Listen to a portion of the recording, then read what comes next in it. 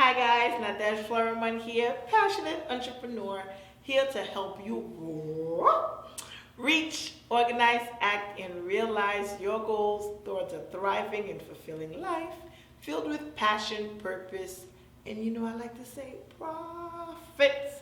Today we are going to talk about how to guard your reputation in business. But before I get there, make sure you like the videos on this channel. And if you haven't subscribed, make sure you do so because we upload videos on Tuesdays and Thursdays. And you want to be one of the first ones to know when they're up so you can watch them and get all that helpful information. So we're going to get to it. We know that reputation is everything. Even if you're not in business yet, I think even in our personal lives, we know that reputation is everything. When we're in school, when we're in high school, we always knew the reputation of this guy, this girl, this person, that person, and reputation travels, right? So this is why I always like to use a term. I usually say your reputation is your passport. It is how you navigate. This is what's going to give you access into people's wallets, access to them trusting you to spend money. So the first way, I have 4 tips. So the first way I would say you need to guard that reputation, that you need to keep that passport stamped all over the place so you can have it, is to be honest. Be honest in business.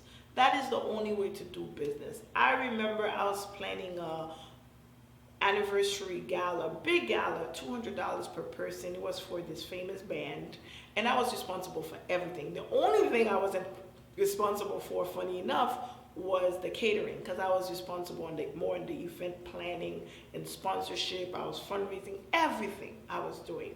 And I remember a couple of weeks after the event ended, because we had done all the calculations, everything had came in. And then I met with the owner of the band, one of the owners, and I said, hey, here, I have some money for you. And I handed him cash. I think it was like $600 or $700.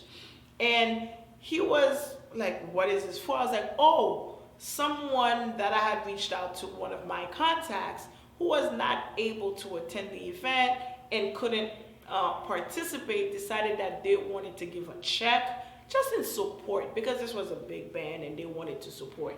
So they wrote the check under my name. So I deposited it and kept it as part of my records. So when the check cleared, of course, the event was over, I gave him the money. He was blown away. Till this day, it's like been 9 years since this happened. This man still says that. Everywhere I go, he refers people to me. He's like, this is one of the most honest person I have ever met in all my years of doing business, because she didn't have to. And I was like, of course I had to. It's not my money. So I think it is important, even when no one is watching, when no one is there, be honest, because you also have yourself to deal with. So I think that is something that applies in business, but it also applies in our personal lives, right? So definitely keep that on the tip. Tip number 2 is, I would say, take the hit. That sounds a little odd, but yes. I find, especially when you're starting on, take the hit. Take the hit, especially if it's something that you messed up on. I'll give another example with my business. Catering, especially early on, sometimes you underprice things. Sometimes a client may say, you know what, I have 100 people, and then you think like 3 servers will do, but you realize you need 3. I mean, you said you think you'll need 3, but you realize you need 5. Take the hit and get the 5 servers, okay? Get the 5 servers. Don't go back to the client and say, I'm going to need 5 extra servers, especially if it's a mistake that you made. Take it and still deliver, because at the end of the day, you don't want to be that person who is going to nickel and dime your client, especially for a mistake that you made. So I say, you know what? Take the hit, deal with it, and move on. Third tip, not a mistake, that's not a mistake. Third tip I would say in terms of guarding your reputation, it kind of goes hand in hand with number 2, is over-deliver.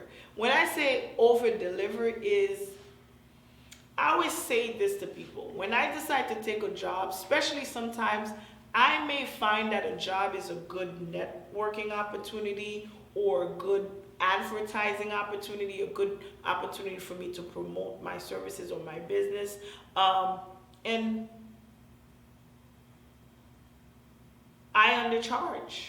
When I say I undercharge, it's not so much that they're not paying me, but it's more so that whatever it is I charge, I really am worth more. And I may know that. But once I know that, I still over deliver. You know why? Because people don't know, especially, and this is very much the case for me in my business when I cater for nonprofits. The one thing people always tell me is, you know what, Nadesh? I didn't see you, but I knew that table was a Florimond table because it looked amazing. And I always tell people, I don't care if you pay me $100, $200, $10,000. I deliver the quality of service that I feel signifies my work. It's the same thing when someone asks me for a speaking engagement. I do a lot of speaking engagements. I do a lot of workshops on entrepreneurship training and a lot of different things. I am not going to say, well, this client is paying me $500. This client is paying me $1,000. Once I agree, I always give what the quality of service that I believe in, not what you're being paid for. So give the quality of service you want to put out there and you want to be known for, and over deliver no matter what you're being paid. And the fourth and final tip I would definitely say is own up to your mistakes. It happens. There's no way mistakes don't happen as we navigate this road in business. There's no way you're not going to stumble, you're not going to mess up. It happens. I remember one of my events, like one of the first events I catered, I remember at Columbia, was at one of the different schools while I was still a student there, and I was late, and I remember feeling horrible and terrible about it. And I was like, this will never happen again. So that's one of the things you have to do, is you have to own up to the mistakes and ensure you don't repeat it. And then the other thing of owning up to your mistakes is apologize if you need to. Apologize, because people understand you're human. You're dealing with a lot of moving parts in your business. So sometimes a package doesn't get there when it's supposed to. Apologize. Own up to it. Don't make excuses. Just own up to it. And then part of it, like even restaurants, right? What happens sometimes when the wait is too long? Sometimes they'll give you a free drink. They'll give you extra food. They'll take an extra item. All of that is part of owning up to your mistakes. Because once you own up, people, it's not that they forget, but they understand a little bit more. So those are my tips for you for today on how to guard your reputation in business. If you have other tips you'd like to share, perhaps I didn't put on this list, definitely add them in the comment section. And I did say I have a bonus for you. Did I tell you I have a bonus for you? Even if I didn't tell you, I do have a bonus for you. I have a link in the detail section below. It's the steps you need to take to move your passion, your hobby, from passion to profit. 7 crucial steps, 7 crucial things you need to do. So the PDF is down below. Download it. Let me know what you think. Let's get moving and let's get you going. So till the next video,